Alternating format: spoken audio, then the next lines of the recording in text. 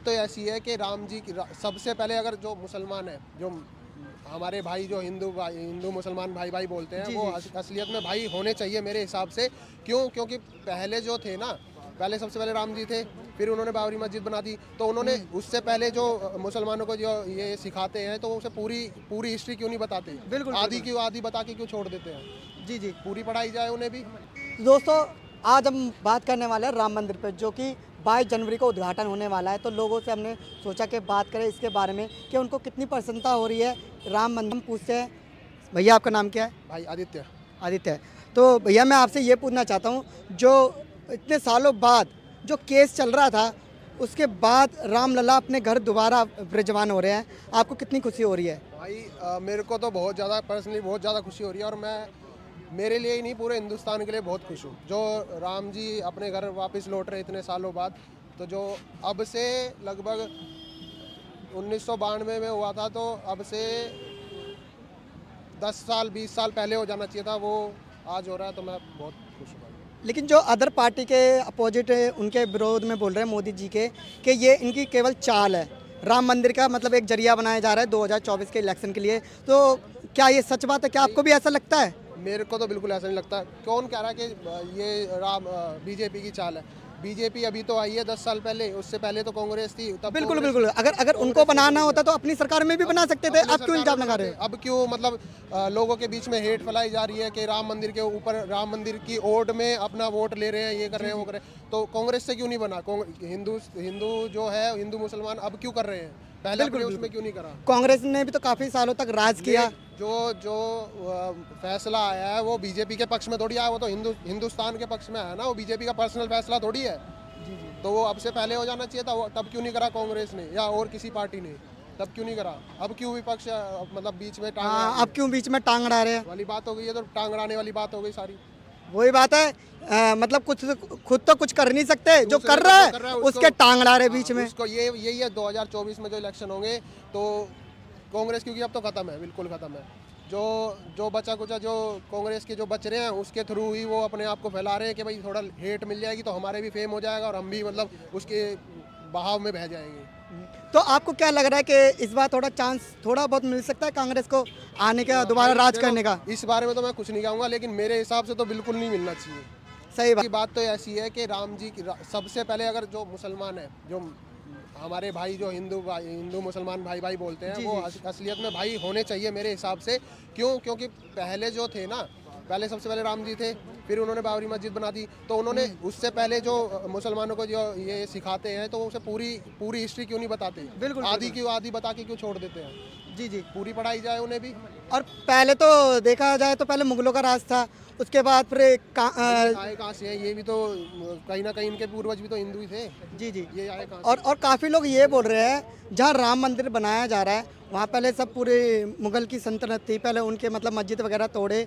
तो आपका और पहले तो देखा जाए तो पहले मुगलों का राज था, उसके बाद फिर आए कहाँ से है? ये भी तो कहीं ना कहीं इनके पूर्वज भी तो हिंदू ही थे। जी जी। ये आए कहाँ? और काफ़ी लोग ये बोल रहे हैं, जहाँ राम मंदिर बनाया जा रहा है वहाँ पहले सब पूरे मुगल की सल्तनत थी, पहले उनके मतलब मस्जिद का। इसमें क्या कहना है? यही तो मैं कह रहा हूँ, जो कह रहा है कि जो राम मंदिर बना उससे पहले बाबरी मस्जिद थी, ये थी। तो उनको ये बताओ ना कि पूरी हिस्ट्री पढ़ाओ ना, पीछे की हिस्ट्री आधी अधूरी क्यों पढ़ा रहे हो? बिल्कुल सही बात है। आधी उससे खाली ये उन्हें यही पता है कि बस राम मंदिर से पहले बाबरी मस्जिद थी। उससे पहले क्या था भाई? क्या दुनिया, क्या जो हम ADE BCE पढ़ते हैं, तो वो खाली उसके बाद है, बाबरी मस्जिद के बाद है क्या? उससे पहले कुछ नहीं था क्या?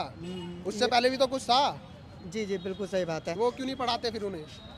तो ये जो कानून पास हुआ है, इसमें काफ़ी लोग जैसा कि हमने देखा अदर हिंदू भी ऐसा बोल रहे हैं कि ये राम मंदिर नहीं बनना चाहिए। तो उनकी सोच कैसी हो सकती है सोच? आप कुछ इस बारे में बता सकते हैं? भाई देखो, मैं किसी के विपक्ष में तो नहीं जाऊंगा, लेकिन जो हिंदू बोल रहे हैं ना भाई, जो मेरे भाई ध्यान से सुन लेना तुम भी, जो हिंदू ये बोल रहे हैं ना कि नहीं बनना चाहिए, उससे पहले सबका फैसला एकत्रित होकर करना चाहिए। तो भाई एक काम करो, चूड़ी पहन लो, घर में रह लो, या अपना ऑफिस से घर ही रह लो। बाकी और किसी मुद्दे में कोई आने की जरूरत नहीं है। तुम्हें नहीं पता, हिस्ट्री नहीं पता, तुमने कोई अपने तुम्हें ये तो पता नहीं हमारे कितने पुराण हैं, कितने उपपुराण हैं, कितने रामायण महाभारत, कितने क्या शास्त्र हैं, ये तो कुछ पता नहीं है उन्हें। ये वो उस टॉपिक पे मुद्दा उठाएंगे कि राम मंदिर नहीं आना चाहिए। क्यों नहीं आना चाहिए भाई? उन्हें हिस्ट्री पता है क्या कुछ? जी जी। और काफ़ी लोग ये भी कह रहे हैं कि राम मंदिर के खुलने से हमें काफ़ी अच्छे रोजगार भी मिलेंगे, क्या ये सच बात है? रोजगार तो भाई सबसे पहले तो रेलवे को फ़ायदा, रेलवे का रोजगार, ठीक है। छोटे से छोटे से लेके बड़े बड़े जितने भी दुकान वाले हैं, सब जो सड़क पे बैठे रहते हैं मटके वाले, उनको फ़ायदा। दीप जलाते हैं उनको फ़ायदा। जो वहाँ पे होटल खुले हुए हैं, जो वहाँ पे रहने की व्यवस्था है, उनको फ़ायदा। किसको फ़ायदा नहीं है? रोजगार सबके लिए बढ़ेगा, किसके लिए नहीं बढ़ेगा बताओ? और इसमें फ़ायदा बीजेपी का थोड़ी है, खाली एम्प्लॉयमेंट भी तो बढ़ेगी। जी जी।